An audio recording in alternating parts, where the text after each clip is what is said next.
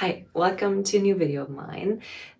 First of all, I want to excuse the bad audio sometimes because right under my window is some construction works going on. So I hope I can edit it out, but I think at some points you will hear it. And another disclaimer, this video will be a little different from other videos because in my past videos I've been talking more about books and literature. In this video I'll be talking about movies. And to hit it off on like the cinematography movie front, I will be talking about my favorite movies of all time, or what I would now consider my list being my favorite movies. It might change in the future, it might change tomorrow, but like this is my kind of current list of movies that I would recommend basically to everyone and anyone. Kicking it off with Whiplash by Damien Chazelle. This is such a film bro movie. I think a lot of people think that liking this movie makes you kind of snobby when it comes to movies, but I think it's really just a great movie. Whiplash follows a young drummer played by Miles Teller that basically wants to be the best of his generation,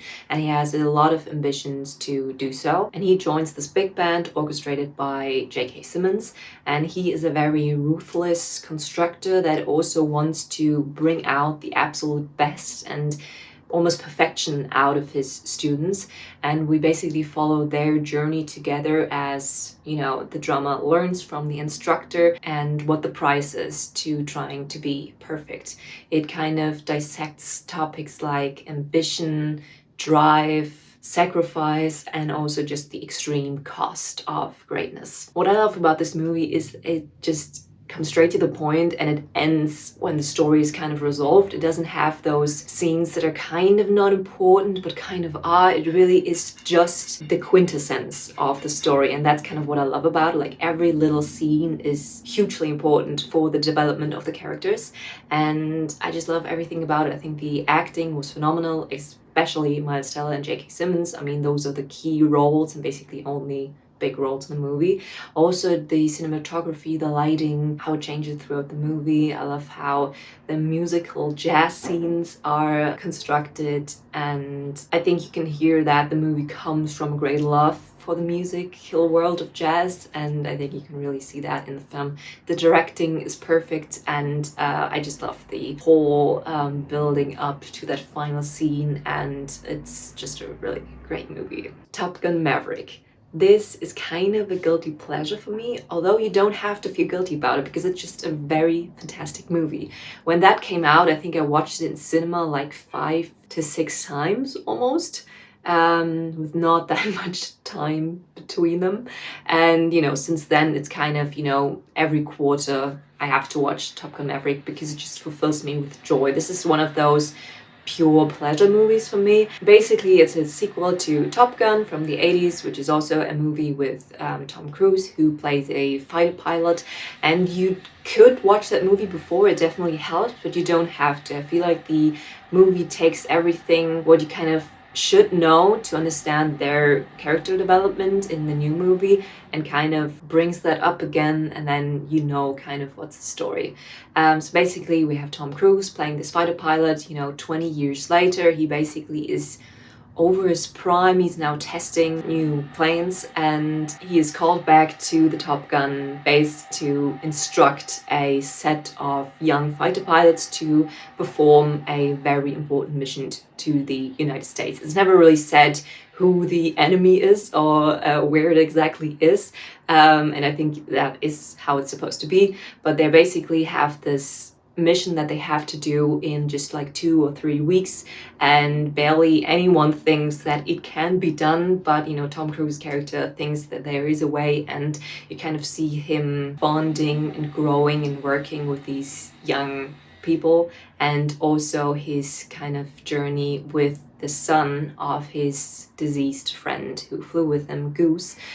He is in the group, and they obviously have their differences, but yeah, it's everything about it is great. Like the cinematography is great, like the flying scenes are phenomenal.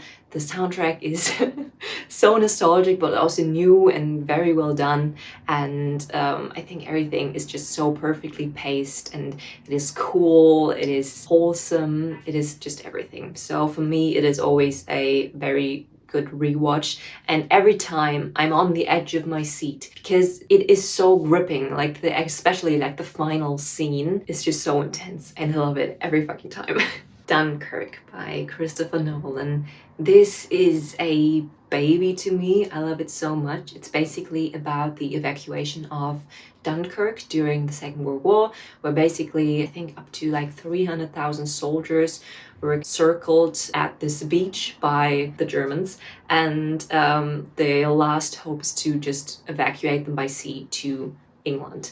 And this is about that event, and it is also split into different parts. So on the shore, on the mole, on like the beach, then we have on the boats kind of the people, not only like military ships come to get them, but also just civilians with their little boats coming to get those soldiers. We have this part of it all, and then we also have, you know, in the air, the fighter pilots trying to defend everything that's going on the ground and on the sea to help them evacuate the people and do something that is thought would be impossible. And this movie is so tension filled, and it has you holding your breath for 2 or 2.5 hours, however long the movie is. And this is just so well made for me, because I feel like sometimes movies get tension wrong and you kind of feel like, oh, this is too much tension, and suddenly it's almost boring, or it's not enough and that becomes boring. But this is just the perfect amount of it, and you are so invested in all of the different stories and all of the different people just doing their jobs. And this was just such a heartwarming story at the end of the day, because obviously it's based on true events, and I love these movies from the get-go, but also the whole effort of doing something together and, you know, succeeding in it and doing something that is thought to be impossible, and then kind of the aftermath and having all the people that have sacrificed themselves for like the greater good of all those people on this beach just trying to survive. And I think they captured that in a very beautiful but also intense way in this movie. Arrival.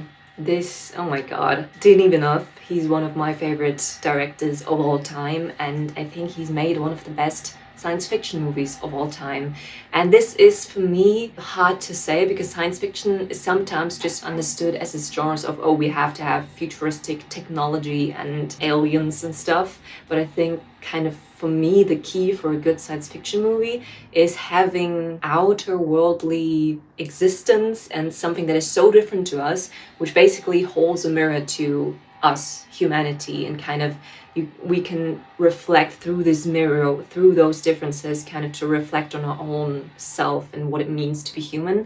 And I think that is beautifully captured in this movie. Basically, it's about this event of, I think, 10 different huge pods, like just like black pods, arrival on Earth in different places, and no one knows what is happening. No one is where they came from. Obviously, some people think, oh, it must be China or Russia or whatever, but they're aliens. And we follow Amy Adams' character, who is a professor on linguistic, and she's basically supposed to go in this pod, in one of those pods every day, and speak with those aliens and trying to understand them and what they want. And what I love about it is it explores themes of language and what it means to think differently with each language you speak. So there is research being done that the language you speak defines how you think and what defines you. And there is some research on this. I'll put a name up here, but it's really interesting to read on. And just it's about, this language, but then also about time and human connection. And she finds out a lot of hidden truths in learning their language, and hidden truths about herself and her partner, who's a mathematician, I think, played by Jeremy Renner, and their connection. And it was just so well done, and it has one of the biggest plot twists I've seen in a while, and which was fantastic. And it was beautiful. The cinematography, the soundtrack, everything, like the animation from the aliens was beautiful done. And I can recommend it to everyone. Then we have The Imitation Game, which was a long time my favorite movie of all time, and maybe it is still even is. This is with Keira Knightley and Benedict Cumberbatch in the main roles, and it is also based on true events. It is basically based on a biography about Alan Turing, a mathematician during the World War, and he basically helped to crack the Enigma code, the Enigma machine that the Germans used to cipher their radio calls. So obviously no one knew what those calls meant, so nobody knew what they were doing and planning next.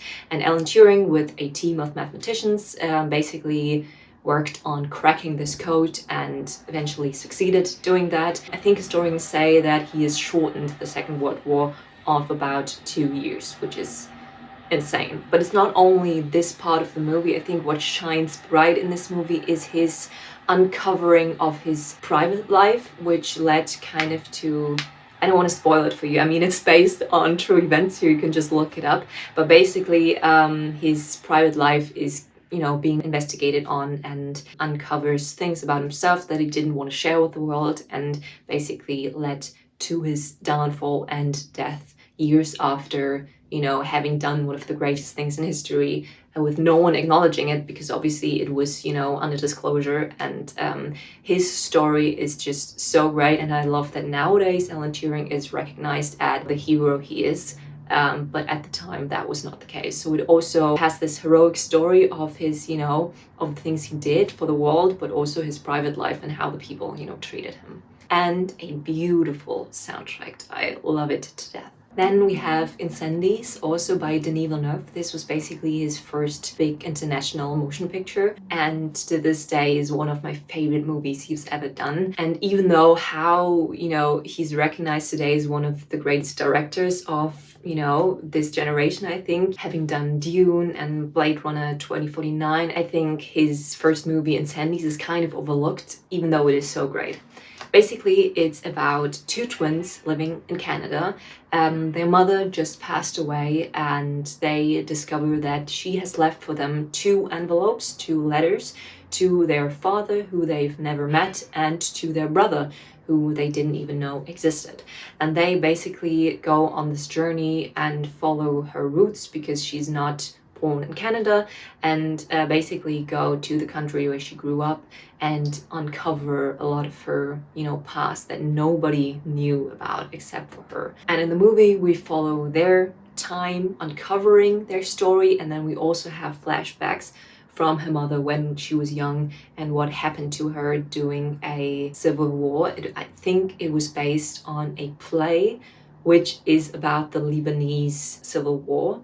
So yeah, I think that was based on. I don't think that in the movie it was actually said which movie they travel to and where her mother comes from. But this movie is devastating. I loved it to bits. There is also one of maybe the wildest plot twist in the world. But also it's such a devastating movie about heritage and war and what it just does to you and to the people you love. Yeah, it was kind of wholesome, but it was more devastating. I would just say that it's not really a happy movie at all, but it was just so well made, and I think that that is a narrative that has to be seen. Next up, we have a movie that is very happy, and that is Little Miss Sunshine. This is about a pretty dysfunctional family, let me say that, which goes on a road trip because their youngest daughter wants to take part in a beauty pageant. And they go on this road trip with this very not good car van, and on this journey they resolve a lot of the issues that they have with each other. So we have the parents that are, have problems in their marriage. We have a uncle who suffers from depression, who is just released from the hospital because of an attempted suicide. We have a grandfather that is alcoholic and kind of porn addiction, who's kind of addicted to porn or something. And we have a brother who doesn't want to speak to kind of prove something to himself, to become a seal, I think. And then we have the little daughter who wants to take part in this beauty pageants. And that's why they all go on this journey across the country. And it is just so heartwarming to watch, because we kind of see them being in this little space together and hating every minute of it, but also bonding over it through this experience. But it has so many heartwarming and wholesome scenes where they resolve things that are kind of, crooked and not quite right in themselves, and they find to each other, and that is just very well made, I think, this feeling that that they want to provide, and it did. I love this movie. It's very short, I think, and it's just happy and a very quick light watch. Then we have another guilty pleasure of mine, which is Real Steel. I love this movie. I watched it as a kid, or like a young teen, and I loved it from there on, just like my brother, and we watched it a lot. And it's basically about a guy played by Hugh Jackman, and he finds out he has a son who's kind of 12 or 10, something around that age, and he finds out about that because the mother has passed. So basically the son's grandparents pay him a sum of money to spend a couple of weeks and months with him, and then he can grow up with them. So he just wants the money, and the son really doesn't want to spend time with him because obviously he was never in his life, and Hugh Jackman's character doesn't want to really spend time with his son he didn't even know he have. Basically, Hugh Jackman's character makes his money with building robots that fight against other robots. And this is just, set it in the future, I think, where they're actually robot boxing MMA fights. And, they go on this journey of trying, to make money with those robots fights. And this is such a heartwarming story about parenting and family, about this really special bond between a father and a son, and that growing obviously over time and has a happy ending, and that is just so heartwarming to see, and I love this. I love the final scenes. I love the boxing scenes, and especially like the final boxing scene. I'll cry every time, and yeah, I just I just really love this movie. It's a bit guilty because obviously it's not a film that has a lot of high standards, it's not Dune, and it's not Arrival or something like that, but it's just a wholesome little movie, and it doesn't hurt, and I love it. I just love it. What can I say? Next up is Blade Runner, a true sci-fi classic, and I think Blade Runner and Blade Runner 2049, the sequel, that came out a couple of years ago, for me have kind of the same status. I think they're very good in their own world. So basically, the first movie is about a Blade Runner who hunts down bioengineered replicants who are kind of, robots in a sense that basically look exactly like people, they feel like people, they behave like people. The only thing is kind of they're not born and their memories are not real. And similar to the story of the sequel, actually. And I don't really want to tell you much about the story at all, because it's not really about the story in these movies, although they're good too. But I think for me, it's mostly about raising questions like, what is it that makes someone human? What is it that makes us human? And what doesn't make those replicants human? I mean, if they can feel like us, if they can see the world like us, if they can be sad and happy like us, if they can make new memories like us, and what exactly is it? Is it just that we were born from a mother? Is that so important? Or is it something else that makes us human? And I think raising those questions, which are not answered in the movie, of course, and I think that's kind of what a lot of the people are mad about, that in the sequel those questions from the first movies are not answered at all. Actually, more questions are raised, but I think that's kind of what is beautiful about movies, having those questions that are thrown at you and having to think about them. And that's what I like to do. Usually when I watch a good movie like those movies, I think about them for days and for weeks and think about myself and what it does to me. And I think those two do that just right and really beautifully. Also, I mean, the cinematography, the soundtrack, they're so unique. I think someone just could show me a shot, just a frame from one of these two movies, and I would say, okay, that's Blade Runner, because they are so unique and they're so beautiful and so well made, and I just really love them. Then we have the newest movie on this list, which is Oppenheimer by Christopher Nolan. I don't know what to say. I think every frame and every scene of this movie is just perfect. I really do. I think that it was the perfect length. A lot of people were, complaining, oh, 3 hours is so long. It could have been 4 for me every day. I loved it so much. I watched it multiple times in the cinema, and it was just so well made. So basically, for the people who didn't see that movie, it's about Robert Oppenheimer, who basically created the atomic bomb, and kind of his life. I don't even know what to tell you because every part of it, like the acting, phenomenal. Cillian Murphy, I think that is his best role of his life. I think it was fantastic. I think Robert Downey Jr. was fantastic. Matt Damon, Emily Blunt. I think everyone in this movie did such a great job, and especially the side roles, like Rami Malek was fantastic, for example, and a lot of the other. Josh Peck was in this movie from Drake and Josh. Like, who would have thought that? But the score, the music was mind blowing. I think the sound design was perfect. The visual effects were fantastic, obviously, because most of them were not CGI, they were real effects. And I cannot tell you how much I love this movie because it's infinite. I love it. Go watch it if you haven't seen. I think everyone has seen it. Barbenheimer was a thing. I think most people who are interested in movies have seen it. But I just like to talk about it and how perfect it is. I'm sorry. And the last movie on my list is Prisoners, also by Denis Villeneuve. And this, I would say, I consider my favorite movie of all time. I'm not sure if I even have that. It's kind of always, difficult to say, this is my favorite movie, this is my favorite book, this is my favorite song, because obviously that changes, and sometimes you only see that it's your favorite movie like years after watching it for the first time. But I've watched it so many times, it just never disappoints. So Prisoners with Hugh Jackman and Jake Gyllenhaal in the main role is basically about two families have one kid in their like teenage age, and then also daughters in, I think, in the years of 6, 7, 8, I think.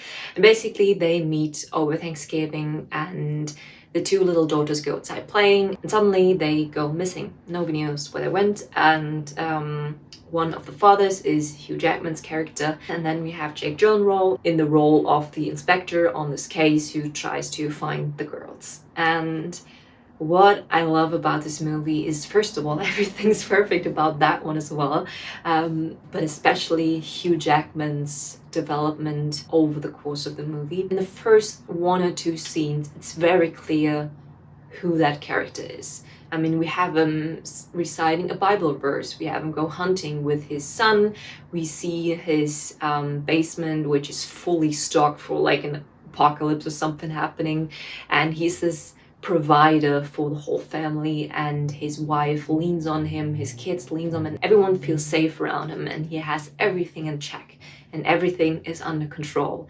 And that's kind of how we see him from the very beginning. And then obviously his daughter gets missing, and that is just one of the only things that he cannot prepare for, and we see him lose parts of himself during the course of the movie to find his daughter, and we see him kind of fall apart and diminish to something that isn't necessarily him or the person that we saw in the beginning of the movie. And I think that journey and that change of character was so beautifully done, and I love to see it every time. I love to see like the little bits and pieces and hints that we get throughout the movie, and that is one of my favorite things about it. But also Jake Gyllenhaal's character was also so well done. He's kind of the opposite because we don't know anything about him from the beginning, and I think throughout the movie he finds to himself more, and that is kind of the opposite of Hugh Jackman's role. And that's what also I love, like the contrast of it. But then also the cinematography, I think it was Roger Deakins who did it, and I love him. I love everything he does because he's just so good at what he does. And also the music is by Johan Johansson, who died sadly a couple of years ago, but the score is just so well done and so beautiful. It just fits the story so well. And also the side characters, Terrence Howard, Viola Davis, it's just everything is so good. The story is so gripping and it's so intertwined. I think you can watch it 2 or 3 times and find more clues and more revelations in each watch. And I think that what makes a movie great. This is also kind of weird because usually people's favorite movies are kind of comfort movies, but this is a very sad film, obviously. It's about abduction of children, obviously. And the story is not happy at all, but it is so well crafted that it makes me happy and it fulfills me because, seeing something that is just so well made and crafted, that just, fills me with joy. So that is maybe my favorite movie of all time. So that concludes all of my favorite movies. I didn't count how many there were. I think like 10, 15 maybe. Yeah, leave in the comments below what are your favorite movies. I'd love to see you in my next video. Bye.